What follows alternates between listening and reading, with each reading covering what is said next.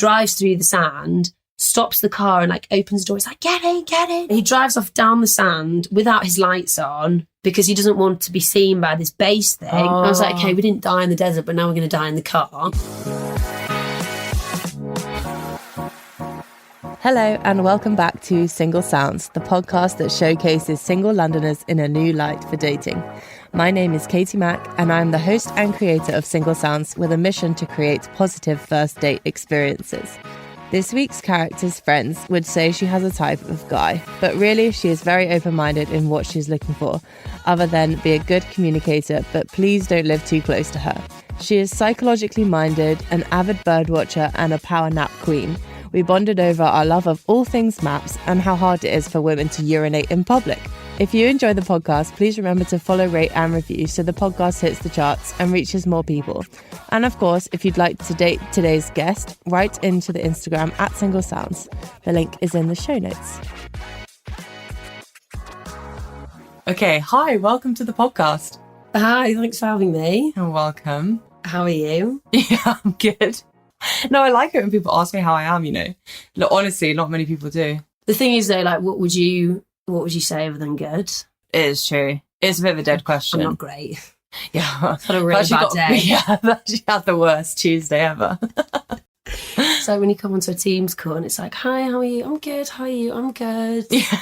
Inside you're dying. It's fine. The only thing I do at work, though, if I'm ill, I will actually say, like, I normally say I'm okay.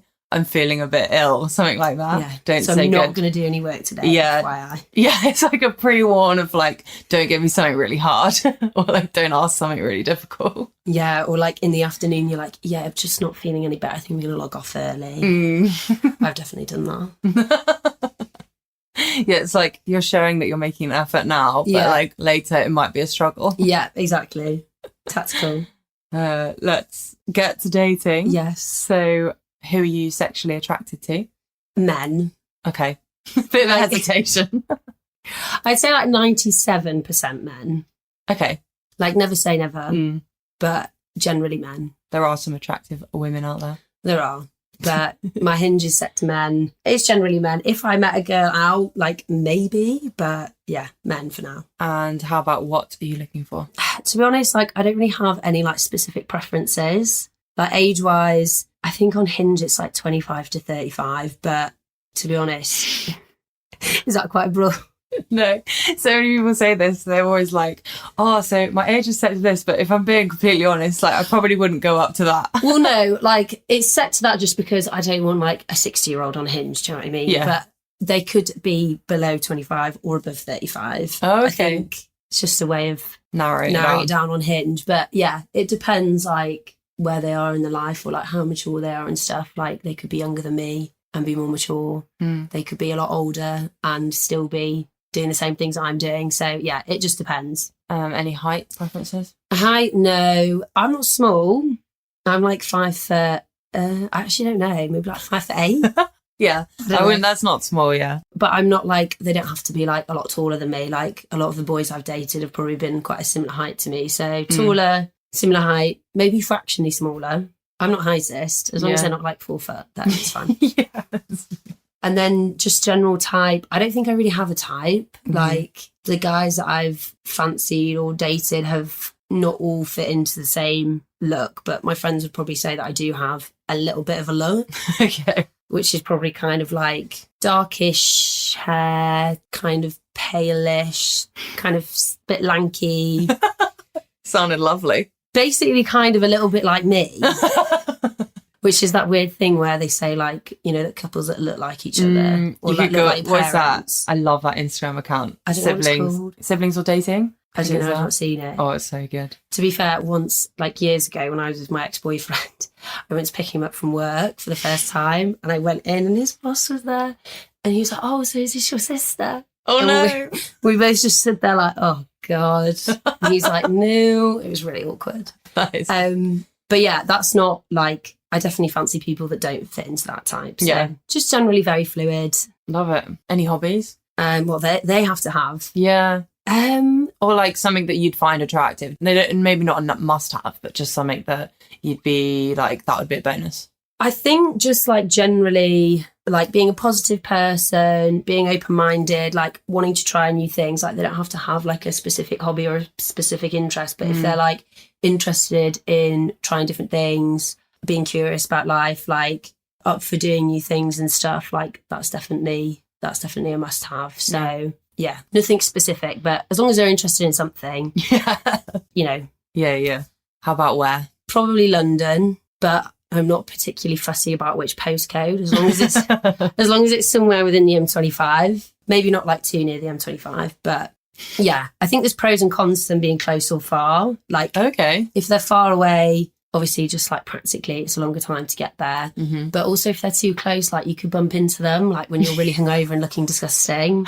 That's so true. Which has happened to me recently, and it's not good. No. I've never thought of it like that, actually. They could see you in times when you're like, I really don't want to see someone.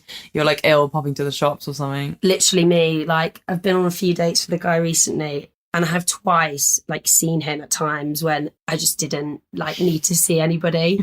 The first time was fine. We were, like, in a park. He was far enough away that I could just completely avoid. But the second time was literally not that long ago. And it was like a Monday. I was having a horrendous day.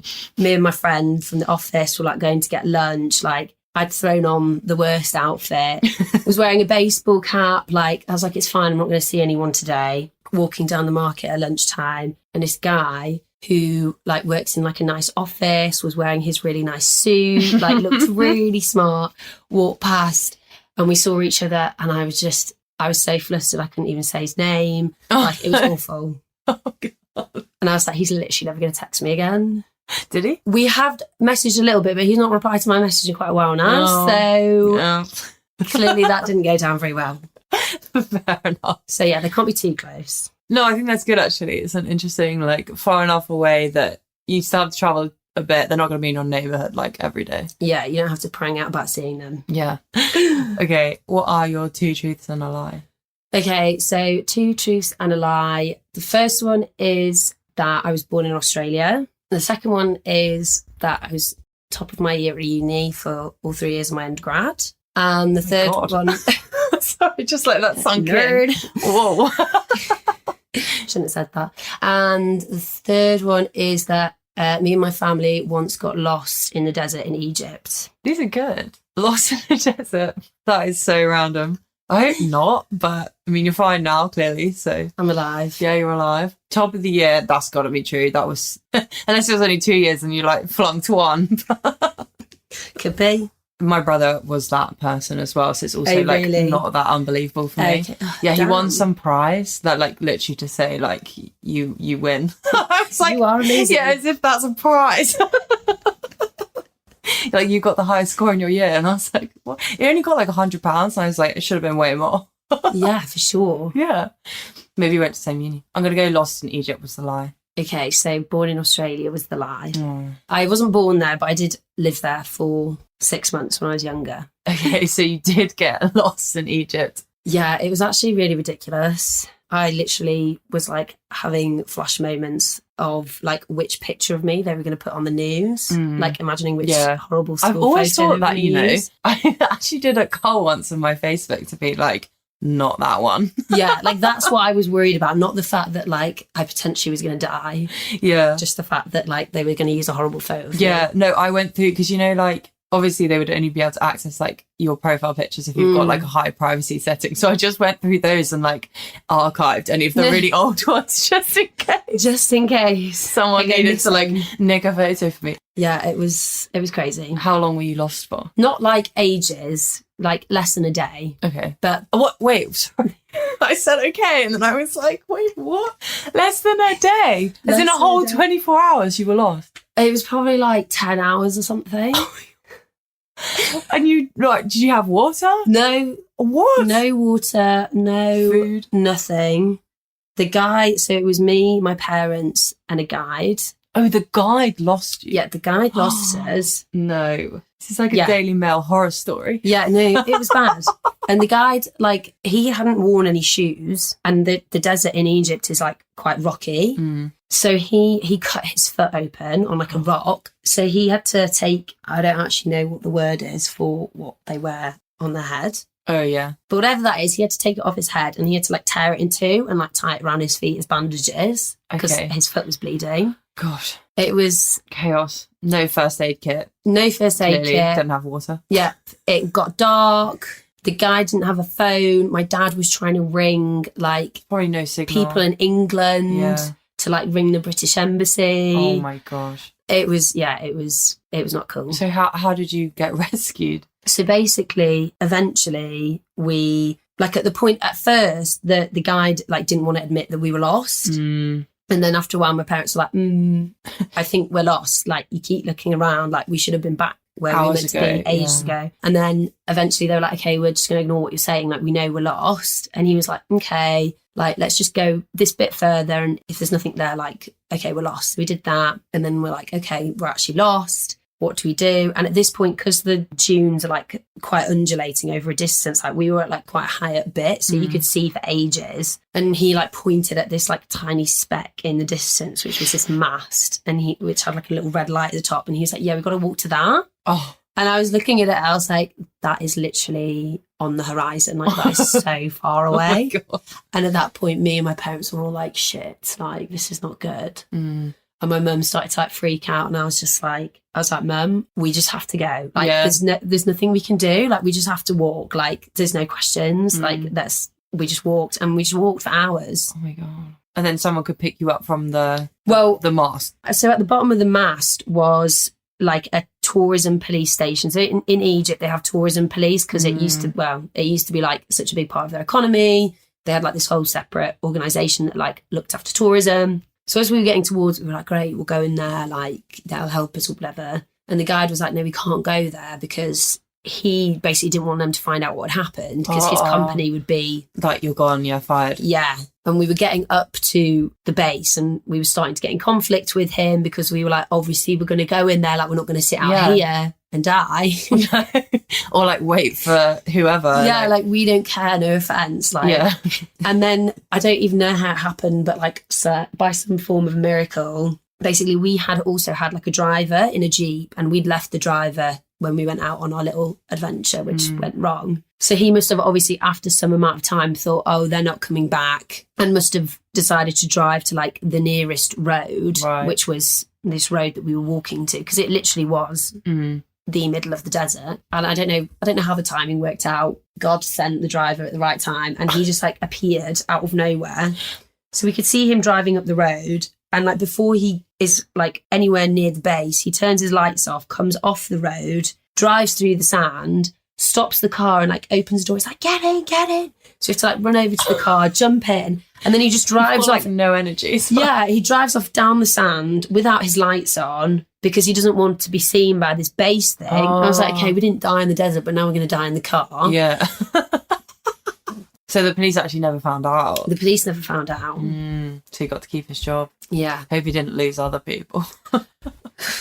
I really hope not. What a disaster. Yeah. But at least it's a funny story to tell. It is. That's a pretty mad story. Yeah. It's crazy. I've never heard of one like that. And then top of your year. That is true then. It is true, but weren't very many people in my year, so it's not as impressive as it sounds. Okay. Still though. There was only 7 of us, so it's kind of like... Not hundreds, yeah. Not too hard, but yeah. No one needs to know that detail. Yeah. Back to dating. Let me know your worst dating story. I have several. So this guy, we were arranging to go on a date. Bearing in mind we had met before, so like quick backstory. We'd met on a night out, exchanged numbers, been texting. Then another time we were both out in town on the same night, ended up meeting up, like got with each other. He walked me home. It's very nice. And then after that, he was like, I actually do definitely want to go on a date with you. Like, it was really nice to see you the other night and stuff. So it's not like he was a random Hinge person that we hadn't met. So we arranged to go on this date on like a Friday night. And I think we were both like, had gone into town for like a drink with our friends first. We were kind of messaging like, oh, should we meet here? Should we meet there? Time was getting on a bit, but it was still like, I don't know, 10 o'clock on a Friday night. And then he was like, oh, should we maybe just leave it for now and meet another time when it's a bit earlier and we're a bit more sober? And I was kind of like, well, it's not that late. I'm not that drunk. And I've come out tonight to go on this date. Like, I'm not You're ready? Yeah. I was like, I'm not really that arsed about like leaving it for another time. Like, I'd rather just see you. Yeah. I was like, it's fine if you don't want to, but I'm still happy to go. And he's like, no, like, yeah, fine, let's do it. I'm in this bar. And I was like, oh, perfect timing, because my friends are talking about going there anyway. Like, I'm from Leeds and that's just like a bar that everyone would go to all the time. So off we go. We get into the main room. I don't see him, but me and my friends go straight up to the roof. We're on the roof and I think, oh, he's not here either. I'll just call him and see where he is. It's easier. Called him and I was like, I'm upstairs. And he was like, great, I'm downstairs. I'll come upstairs. I was like, perfect. See you soon. He's like, yep, see you in 5 minutes. Put the phone down, expecting him to come up in like 5 minutes, and he never comes up. So I was like, okay, this is a bit weird, but like, fine, whatever. I'm not gonna push it. Yeah. So eventually, like, it gets later, it's cold. Me and my friends all go down to the main bar.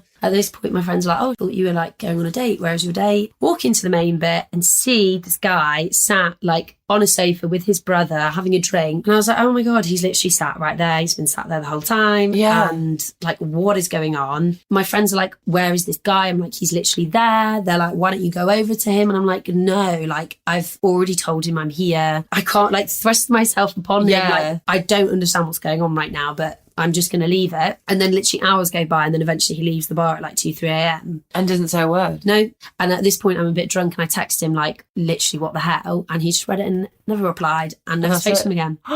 That's so weird. Yeah, until like a year later when he did the classic boy thing, which is like just randomly drunk text you like 2 years later. Moving on. What would your therapist say about you? My therapist actually said to me that I'm quite psychologically minded.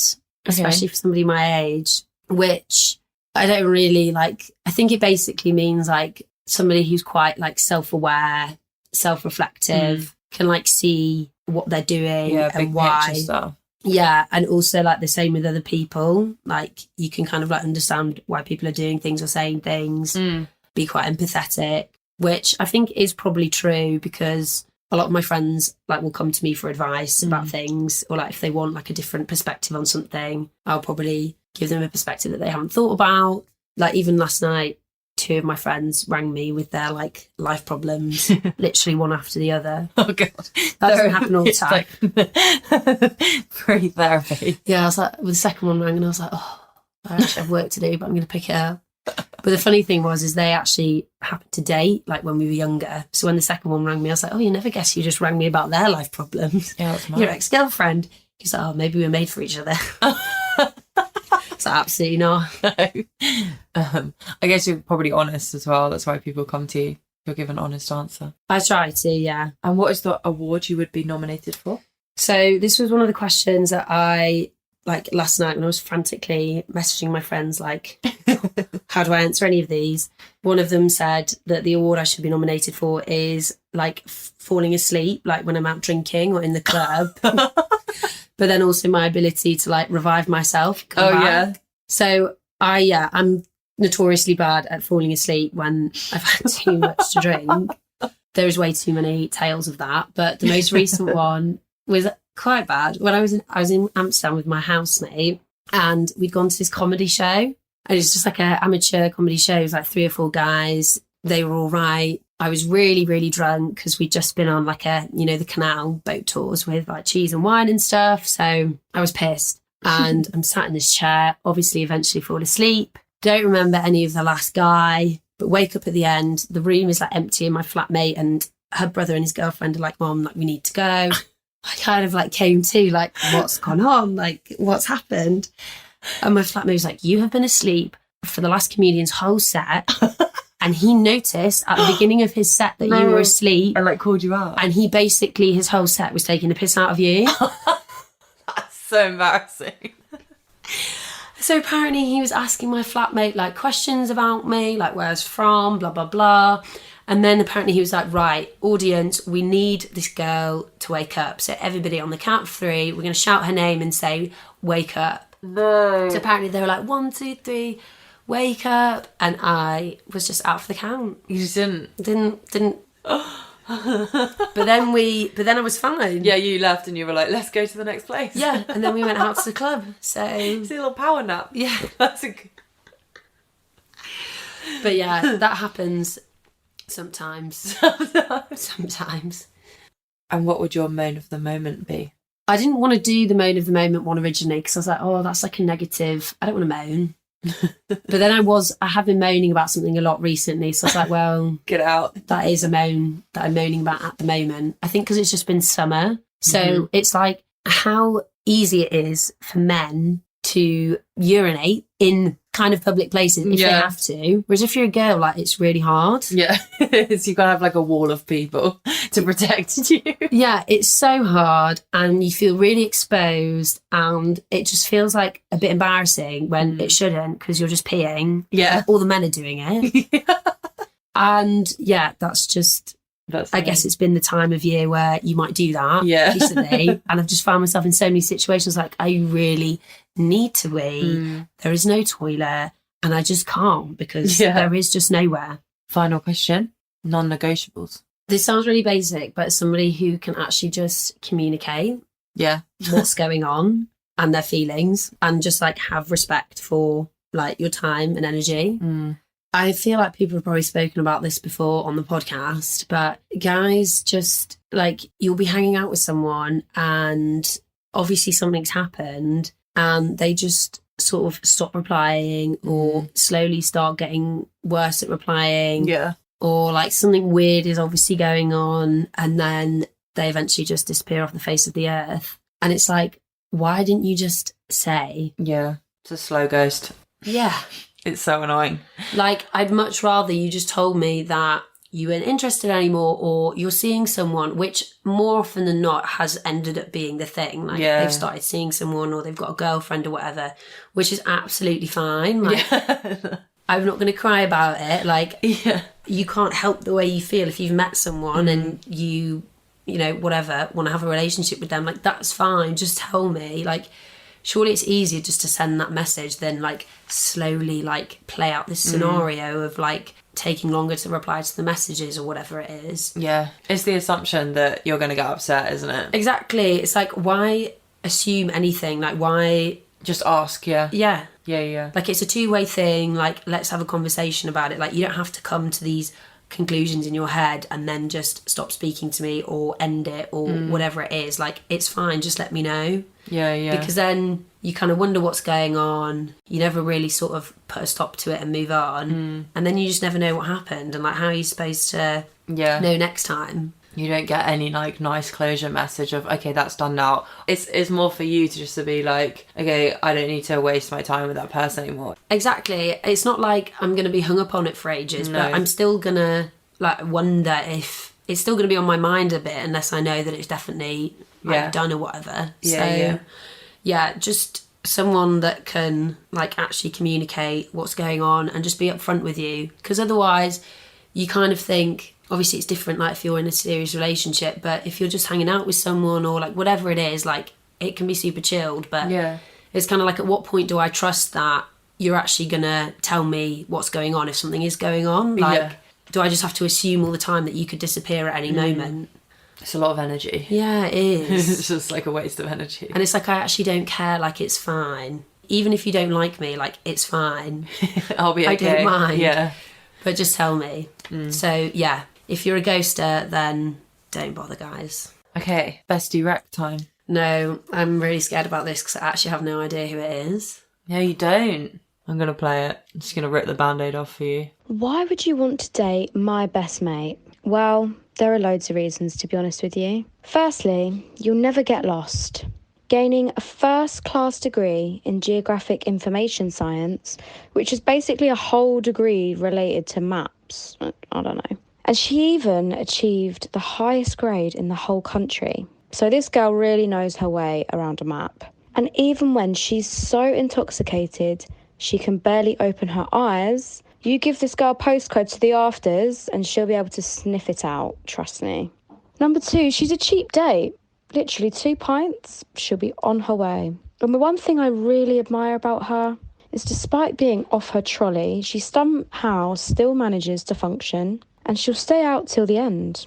She just won't remember anything. I think it's the Irish blood in her. Number 3, are you a fan of David Attenborough? I mean, who isn't? Well, dating her would be like dating a younger female version, as she is an avid birdwatcher.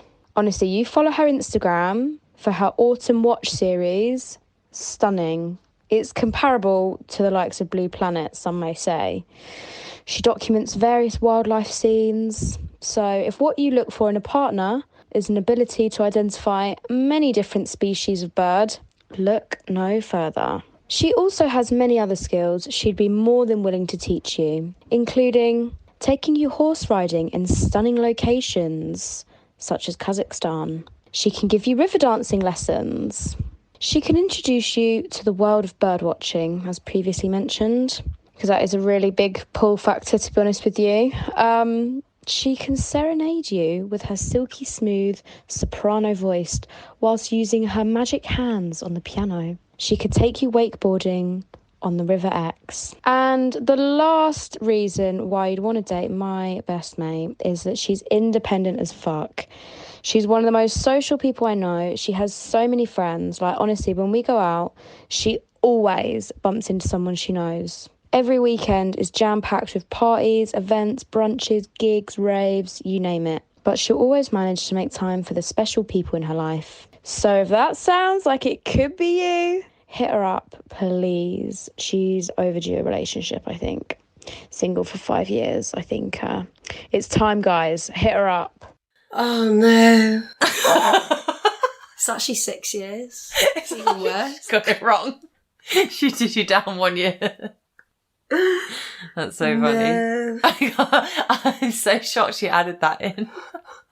Oh my God. Okay, I wasn't expecting that, but that's fine. She fit a lot in. The thing that really stood out was the bird watching. That shocked me. I actually had one of my friends message me today, like, oh, I've seen this bird today, like, takes a picture of the bird, like, can you ID it for me? And I'm like, yeah, I think it might be this. And, like, my friends do that now. Like, they'll send me pictures of birds, like, oh, I've seen this today. Like, do you know what it is? And I'm like, yeah, it might be this or this. And they're like, thanks. Do like, you just it's really like hun. birds? So, like, my parents have, like, always, like, they're, like, super outdoorsy, love nature, love birds, all that stuff. So, I mean, I'm definitely not, like, as avid a fan as they are, but it kind of, like, leaks out into you a little bit. And, like, I do this thing on my Instagram where I post, like, if I see birds, I'll, like, post a video of the bird and, like, what bird it is. And it's either, like, hashtag autumn watch or hashtag spring watch or whatever it is. As a joke, obviously. Yeah, but then people are actually like, oh, my God, love the bird They love content. it, yeah. Like, it's great. Like, how do you know the names of all the birds? Like, one time that I saw, you know, like a mallard duck. Normal duck. Yeah, like, I thought most people knew what a mallard duck is. Yeah. And there was, like, a female and a male mallard duck, like, walking across a field. And me and my friend were out for a walk, and he was like, oh, like, how do you know what type of duck that is? Like, how do you know if it's a girl or a boy or whatever? And I was like, What? No, that's weird. That's weird. That is weird, isn't it? No, I was like, that's what? an ick. I've unlocked a new ick, not knowing what gender normal ducks are. I was like, it's a female and a male mallard. And he was like, what do you mean? No, I was like, no, surely weird. most people know this. Okay. Yeah, no, they should. I mean, they should know that the males have the bright colours. Yeah. Because that's like, it's not just ducks, it's like peacocks and like lots of other birds. Exactly. I do watch some nature shows and I wouldn't say I'm a bird expert though, but I think most people should know that the male ducks. Yeah. Yeah, I even got asked the other day like what I prefer. Someone like, it's a really stupid, boring question. What, would you rather be a male or a female duck? Yeah, it was like kind of like a this or that. It's just like, which one do you actually think's prettier? And I said male because I was like, I like the blue heads. So they clearly knew. I clearly knew. Okay, yeah, maybe my friend is just weird. It's a good fun fact about That I like weird life. bird watching. Yeah. I think that just makes you sound really weird. Yeah, I guess People have a stereotype. Yeah, stereotype of like old man. Well, yeah, so I recently saw like a friend from uni that I haven't seen in ages, and she was talking about the birds and like love the your bird Instagram. content, blah, blah, blah. She was like, I really like watching birds too. I really want to get some binoculars, but I don't want to look like a pedo. And I was like, well, I have binoculars and I've never thought about the fact that I might look like a pedo. Do I look like a pedo? Oh no, but surely you're in like nature reserves where bird, like it's not like you're in Hyde Park. Like they're not going to see much Looking at there. people. Yeah. I was like, oh You're going to God. be like at a nice lake or something where birds would be. Yeah. You would have loved it actually. I just went to the Amazon rainforest. Tons of birds. Oh, no way. Yeah. And we went to a proper canopy, like thousands of meters up to see said birds. Oh no, that's so cool. It was actually the first time that I didn't get bored watching birds. It was cool. That's my only experience with birds that's been really positive. You know, it's most people... Not going to go down to the London Wetlands Centre. No. Didn't even know that was a thing. It's on my list of things to do in London. London. My God, yeah. That would be a good date, maybe. Maybe. Could be. Okay, this or that time.